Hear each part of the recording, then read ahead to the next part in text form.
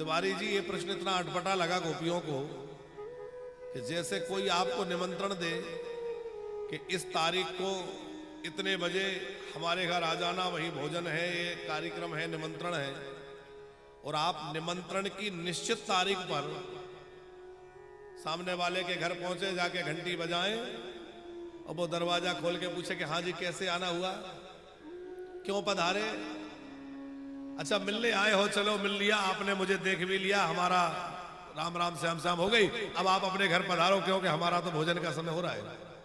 कितना बुरा लगेगा उस व्यक्ति को। अब आप विचार करिए कि एक तो बांसुरी बजा के गोपियों को बुला लिया और गोपियां अपना सब कुछ छोड़कर आई हैं। क्या छोड़कर आई हैं? बोले घर परिवार तो छोड़ा, पति पुत्र भी छोड़े, और सबसे बड़ा तो गोपियों ने यह छोड़ दिया कि कोई क्या कहेगा। स्त्रियों के लिए सबसे बड़ी बात है लोक लज्जा, लोग क्या कहेंगे। पर संत्यज्य सर्व विषयान, गोपियां कह रही है मैंने सारे विषयों का त्याग करके, बंधु बांधवों का त्याग करके, और सब आपके लिए छोड़ के आ गई है। और पूछ रहे हो क्यों आई हो? श्री कृष्ण बोले देखो देवियों, ये रात्रि का समय है और ये वन है, वन में इस प्रकार अकेले स्त्री का आना अच्छा नहीं है, तुम सब लौट जाओ। रजन्य ऐसा घोर रूपा घोर शत्रु निषेविता,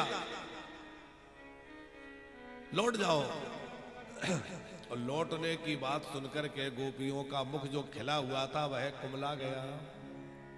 गोपियों के आंख से अश्रु की धारा निकल पड़ी, रो पड़ी, क्योंकि आज जन्मों जन्मों की प्रतीक्षा पूर्ण हो रही है। इतने जन्मों के बाद आज मिलने का अवसर आया है। ये कोई एक दो जन्म की प्रतीक्षा नहीं है, हजारों जन्मों की प्रतीक्षा और तपस्या है। और आज मिलने का समय आया, हम सबको छोड़कर आई हैं और आप हमें लौट जाने के लिए कह रहे हो, क्यों? हमारे त्याग में कोई कमी रह गई, हमारे प्रेम में कोई गड़बड़ी है, क्या बात है? पर श्री कृष्ण देखना चाहते हैं कि गोपियों का वैराग्य किस कोटि का है। ऐसा तो नहीं कि बस बांसुरी की धुन पर मुग्ध होकर चली आई। हालांकि कन्हैया जानते हैं कि गोपियों की प्रेम की स्थिति क्या है। गोपियां प्रेम की ध्वजा है, सर्वोत्कृष्ट प्रेम की स्थिति जो है वो गोपियों को प्राप्त है। गोपियां कोई साधारण प्रेम में नहीं है। लेकिन आप विचार करो, हम जब बाजार में मटका खरीदने भी जाएं तो बहन जी मटका को ऐसे लोग ठोक के देखते हैं, कैसी आवाज आ रही, फूटा तो नहीं है। अरे एक मटका खरीदते हो तो ठोक बजा के देख लेते हो कि फूटा टूटा तो नहीं है। और भगवान के द्वार पे जाओगे और भगवान जब अपनाएंगे तो थोड़ा ठोक बजा के देखेंगे कि चेला पक्का है कि कच्चा है, कहीं गड़बड़ तो नहीं है। भक्त के जीवन में परीक्षाएं बहुत आती हैं।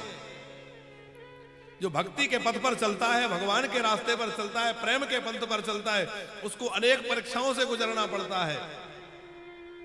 पर जीवन में जब भी परीक्षा की घड़ी आए तो घबराना मत, बल्कि यह समझना कि अब मेरी कक्षा बदलने वाली है। क्योंकि परीक्षा के बाद ही कक्षा बदलती है। जो विद्यार्थी परीक्षा से भागे, परीक्षा ना देना चाहे, बताओ वो कभी अगली कक्षा में पहुंचेगा? आपको ऊपर की कक्षा में जाना है तो परीक्षा देना पड़ेगा। इसी प्रकार भैया भक्ति के मार्ग में, प्रेम के मार्ग में जब आगे बढ़ना होता है तो परीक्षा होती है। और भगवान कहते हैं अब मैं तुझे अपने पास बुला रहा हूं, और नजदीक बुला रहा हूं, और पास में बुला रहा हूं।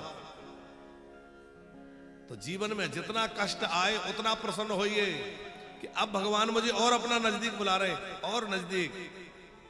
अरे विचार करो, हमारे जीवन में चाहे जितने संकट हो, पर क्या मीरा जैसी स्थिति है? मीरा को कितने कष्ट सहने पड़े। हमारे जीवन में चाहे जितनी प्रतिकूलता हो, पर क्या गोस्वामी तुलसीदास जी जैसी प्रतिकूलता है?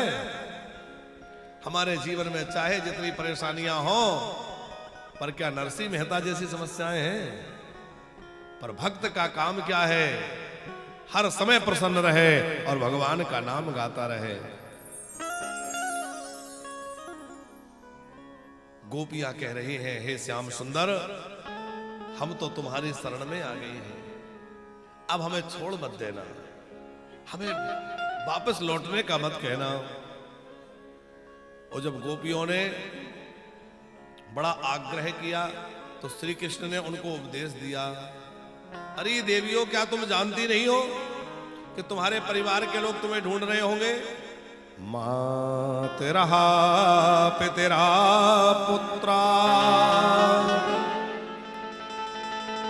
भ्रात्रा पतयश्च वा विचिन्वन्ति यपश्यन्तो मां कृणं बंधु साध्वसम्। अरे गोपियों, तुम्हारे माता पिता पुत्र परिवार तुम्हें ढूंढ रहे होंगे, जल्दी चली जाओ। गोपियां बोली कि कन्हैया, तुम्हारी बात ठीक है, लेकिन जिन बंधु बांधवों की तुम चर्चा कर रहे हो उन्हें तो हम छोड़ चुके हैं। अच्छा, सच्चा माता कौन है और सच्चा पिता कौन है? सच्ची माँ कौन है और सच्चा पिता कौन है? आप लोग मंदिर में गाते हो कि नहीं? तुमेव माता च पिता तुमेव, तुमेव बंधो च सखा तुमेव, तुमेव विद्या च द्रवणम तुमेव, त्वमेव सर्वं मम देव देव।